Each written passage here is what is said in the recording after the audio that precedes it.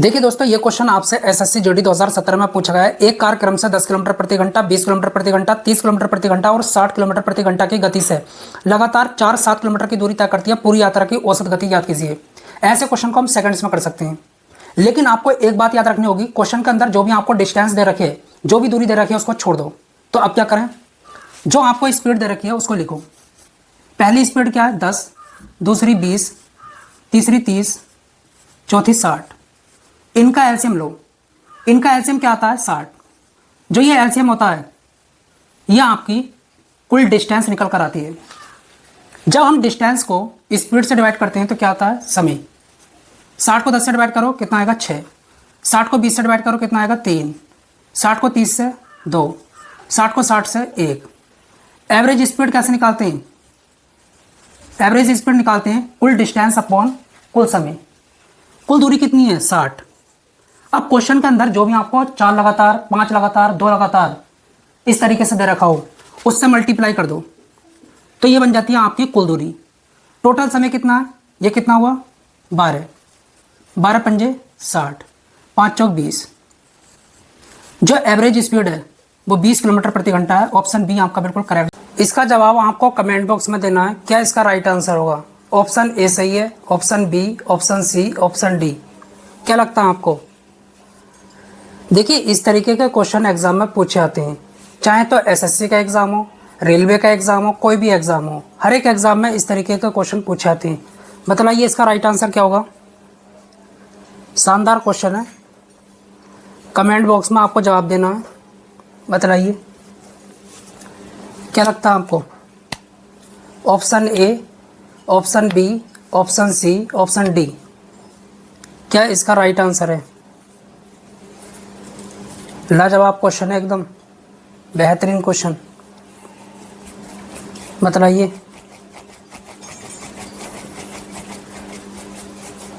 Option A, option B, option C, option D. Boat and stream के question भी पूछे आते हैं, तो यहाँ पर किस तरीके से करेंगे आप सेकंड्स में कर सकते हैं, लेकिन आपको कंसेप्ट समझना होगा। देखिए, सबसे पहले हम ये समझेंगे डाउन स्ट्रीम किसको कहते हैं। ओके, अनुकूल डाउन स्ट्रीम। बहुत ध्यान से सुनना। देखिए, अगर आपकी बोट इधर चल रही है और धारा वो भी इधर चल रही है स्ट्रीम, तो इस कंडीशन को बोलते हैं अनुकूल। ओके, धारा की दिशा में बोट चल रही है अनुकूल, उसी दिशा में। अगर आपकी बोट इधर चल रही है और धारा इधर चल रही है तो इसको बोलते हैं अप स्ट्रीम। ओके, प्रतिकूल। अगर आपको यह कंसेप्ट समझ आ गया तो आप क्वेश्चन बहुत आसान है। देखिए कैसे करेंगे। यहाँ पर क्या कहता है, एक नाव 8 घंटे में 40 किलोमीटर धारा के प्रतिकूल दिशा में जाती है। तो एक काम करते हैं, नाव की चाल धारा के प्रतिकूल क्या होगी? अप स्ट्रीम स्पीड इसकी बोट की। डिस्टेंस कितनी है 40 और समय 8 घंटे। तो देखिए, नाव की चाल धारा के प्रतिकूल कितनी होगी? 5 किलोमीटर प्रति घंटा। आगे क्या कहता है, जबकि 6 घंटे में 36 किलोमीटर धारा की दिशा में जाती है। धारा की दिशा में डाउन स्ट्रीम स्पीड किसकी? बोट की। कैसे निकालेंगे? कितनी डिस्टेंस है 36 किलोमीटर और समय 6 घंटे, 6 छंग 36। तो देखिए, नाव की चाल धारा की दिशा में कितनी है? 6 किलोमीटर प्रति घंटा। अब आपको यहाँ पर क्या निकालना है? शांत जल में नाव की चाल क्या होगी? देखिए, आपको स्पीड निकालनी है किसकी? बोट की। बहुत आसान है। अगर आपसे नाव की स्पीड पूछ रहा है तो इन दोनों को जोड़ दो। ओके, डी प्लस यू और डिवाइड 2। तो यहाँ पर क्या आएगा? देखिए, डी की वैल्यू कितनी है डाउन स्ट्रीम 6 और ये कितना 5/2। तो देखिए, बोट की स्पीड क्या होगी शांत जल में? 6 और 5 11/2, 5.5 किलोमीटर पर आवर। अगर यहीं पर आपसे धारा की स्पीड पूछ लेता तो कैसे निकालते? देखिए, डाउन स्ट्रीम में से अप स्ट्रीम को घटा लो और 2 से डिवाइड कर दो तो किसकी स्पीड आ जाएगी? स्ट्रीम की। ओके, ऐसे लिख देता हूँ, डी माइनस यू। बहुत आसान कंसेप्ट है और 2 से डिवाइड करना है। डी की वैल्यू कितनी है 6 माइनस 5/2। तो कितनी आ जाएगी? धारा की गति 0.5 किलोमीटर प्रति घंटा। ओके, तो इस तरीके से हम क्वेश्चन को कर लेते हैं। आई होप आपको समझ आ गया होगा। ऑप्शन ए आपका बिल्कुल करेक्ट जाता है। देखिए दोस्तों, ये जो क्वेश्चन है मोस्ट इंपॉर्टेंट क्वेश्चन है। किस तरीके से होगा? यदि 154 मीटर लंबी रस्सी 9:5 के अनुपात में विभाजित की जाती है तो छोटे टुकड़े की लंबाई मीटर में कितनी होगी? देखिए कैसा करना होगा। रस्सी को किस अनुपात में बांटा गया है? 9:5 के अनुपात में बांटा गया है। ओके, देखिए बड़ा टुकड़ा 9 अनुपात का है और छोटा टुकड़ा 5 अनुपात का है। ओके, इसकी वैल्यू हमसे पूछी है। इन दोनों का जोड़ कितना है? 14। ओके, तो अनुपात में रस्सी की लंबाई 14 अनुपात है और एक्चुअल में 154। तो 14 अनुपात की वैल्यू किसके बराबर होगी? 154 के। तो 1 अनुपात की वैल्यू निकालो, 154 को 14 से डिवाइड करो। ओके, तो यहाँ पर कितना आएगा? 14×14, 14×14। तो 1 अनुपात की वैल्यू कितनी आई? 11। आपसे पूछा है छोटे टुकड़े की लंबाई क्या होगी? 1 अनुपात की वैल्यू कितनी है? 11। तो 5 अनुपात की वैल्यू कितनी होगी? 11×5 = 55। तो छोटे टुकड़े की लंबाई मीटर में कितनी होगी? 55। ऑप्शन आपका यहाँ पर बी बिल्कुल करेक्ट जाता है। इसका जवाब आपको कमेंट बॉक्स में देना है। क्या इसका राइट आंसर होगा? ऑप्शन ए सही है, option B, option C, option D. क्या लगता है आपको? देखिए इस तरीके के क्वेश्चन एग्जाम में पूछे आते हैं, चाहे तो एसएससी का एग्जाम हो, रेलवे का एग्जाम हो, कोई भी एग्जाम हो, हर एक एग्जाम में इस तरीके के क्वेश्चन पूछे आते हैं। बताइए इसका राइट आंसर क्या होगा? शानदार क्वेश्चन है, कमेंट बॉक्स में आपको जवाब देना है। बताइए क्या लगता है आपको?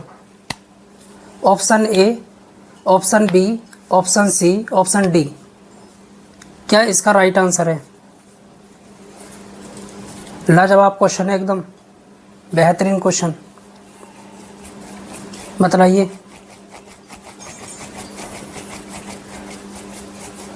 Option A, option B, option C, option D. RRB group D 2018 का क्वेश्चन है, कोई धनराशि चक्रवृद्धि ब्याज से 9 वर्षों में 3 गुनी हो जाती है, उसी ब्याज की दर से वह धनराशि 18 वर्षों में कितनी गुनी हो जाएगी? जो मैं आपको ट्रिक बताने वाला हूँ ये सीआई पर अप्लाई होती है, चक्रवृद्धि ब्याज पर, अगर इस तरीके का क्वेश्चन है तब। अब क्वेश्चन क्या कहता है? जो धनराशि है 9 वर्षों में 3 गुनी हो जाती है, 3 टाइम्स। आगे क्या कहता है? 18 वर्षों में स्वयं की कितनी गुनी हो जाएगी? कैसे निकालेंगे? 9 से 18 बनाने के लिए क्या करना होगा? 2 से गुणा। यही देखते हैं, ये नहीं कि 9 में 9 जोड़ दिया तो 18 हो गया, इस तरीके से नहीं। मल्टीप्लाई देखते हैं, मल्टीप्लाई में कौन सा नंबर आएगा। अब क्या करेंगे?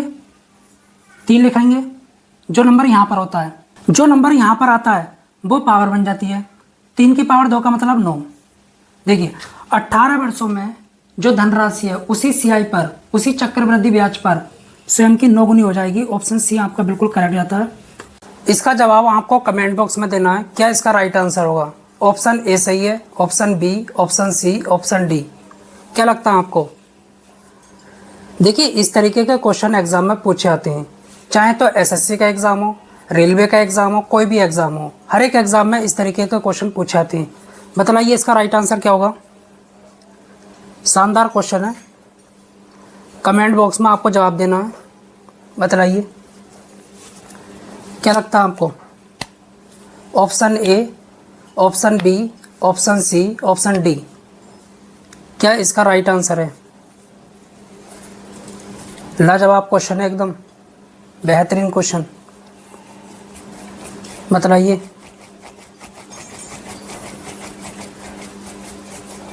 Option A, option B, option C, option D. RRB group D 2018 का क्वेश्चन है, 17, 87 और 119 का चतुर्थ अनुपाती ज्ञात कीजिए, फोर्थ प्रोपोर्शन क्या होगा? बहुत आसान क्वेश्चन। आपको क्या नंबर दे रखे हैं? 17, 87 और 119। इनको नेम दो, ए, बी, सी, इसी तरीके से देने सीक्वेंस में। फोर्थ प्रोपोर्शन क्या होता है? फोर्थ प्रोपोर्शन, इसके लिए एक फॉर्मूला होता है BC/A, हमेशा याद रखना। इसलिए इनको सीक्वेंस में नेम देना होता है, ABC। ऐसा नहीं इसको C मान लिया, इसको B मान लिया, इसको A मान लिया, उल्टा सीधा नहीं, इस तरीके से। अच्छा, B की वैल्यू कितनी है? 87, C की वैल्यू 119, A की वैल्यू 17, 17 सत्ते 119, 7 सत्ते 49 का 9, 4, 7 अट्ठे 56 और 4 60। इसका जवाब आपको कमेंट बॉक्स में देना है। क्या इसका राइट आंसर होगा? ऑप्शन ए सही है, option B, option C, option D. क्या लगता है आपको? देखिए इस तरीके के क्वेश्चन एग्जाम में पूछे आते हैं, चाहे तो एसएससी का एग्जाम हो, रेलवे का एग्जाम हो, कोई भी एग्जाम हो, हर एक एग्जाम में इस तरीके के क्वेश्चन पूछे आते हैं। बताइए इसका राइट आंसर क्या होगा। शानदार क्वेश्चन है, कमेंट बॉक्स में आपको जवाब देना है। बताइए क्या लगता है आपको, option A, option B, option C, option D, क्या इसका राइट आंसर है। लाजवाब क्वेश्चन है, एकदम बेहतरीन क्वेश्चन। बताइए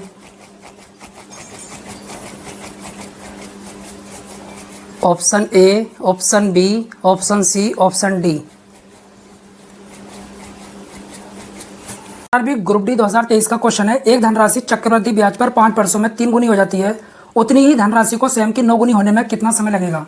देखिए जो मैं आपको ट्रिक बतलाने वाला हूँ ये सीआई पर अप्लाई होती है, चक्रवृद्धि ब्याज पर, अगर इस तरीके का क्वेश्चन है तब, अदरवाइज नहीं। देखिए पहले जो धनराशि है 5 वर्षों में स्वयं की 3 गुनी हो जाती है, 3 टाइम्स। यहाँ पर 3 की घात कितनी है, कुछ नहीं, तो 1 होती है, हमेशा याद रखना। यह कहता है कितने सालों में स्वयं की धनराशि 9 गुनी हो जाएगी। समय निकालने के लिए आधार एक जैसे कर लो। क्या मैं 9 को 3 की घात 2 लिख सकता हूँ, आधार एक जैसे हो गए, बेस। अब क्या करेंगे, जो ये पावर है इसकी इससे मल्टीप्लाई करो, 5 दूनी 10, और इस वाली घात से डिवाइड कर दो पावर से, कितना आएगा 10। 10 वर्षों में उसी चक्रवृद्धि ब्याज पर जो धनराशि स्वयं की 9 गुनी हो जाएगी। ऑप्शन सी आपका बिल्कुल करेक्ट। इसका जवाब आपको कमेंट बॉक्स में देना है, क्या इसका राइट आंसर होगा। ऑप्शन ए सही है, option B, option C, option D, क्या लगता है आपको। देखिए इस तरीके के क्वेश्चन एग्जाम में पूछे आते हैं, चाहे तो एसएससी का एग्जाम हो, रेलवे का एग्जाम हो, कोई भी एग्जाम हो, हर एक एग्जाम में इस तरीके के क्वेश्चन पूछे आते हैं। बताइए इसका राइट आंसर क्या होगा। शानदार क्वेश्चन है, कमेंट बॉक्स में आपको जवाब देना है। बताइए क्या लगता है आपको, option A, option B, option C, option D, क्या इसका राइट आंसर है। लाजवाब क्वेश्चन है, एकदम बेहतरीन क्वेश्चन। बताइए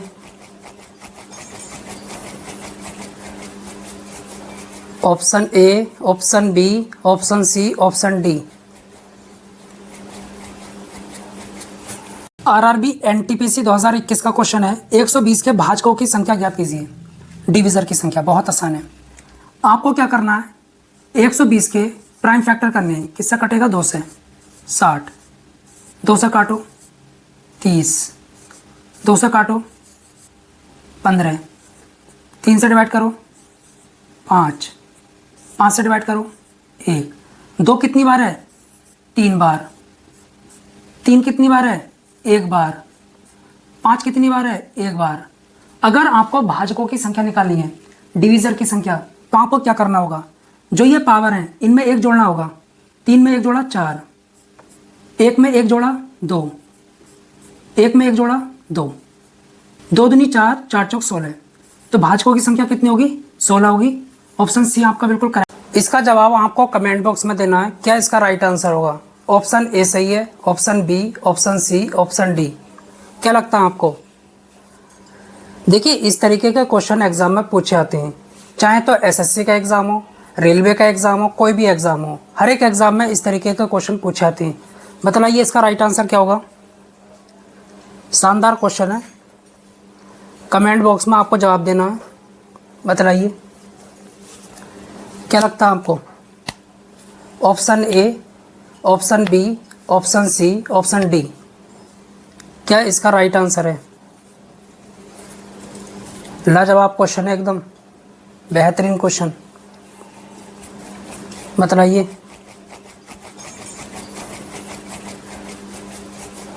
option A, option B, option C, option D,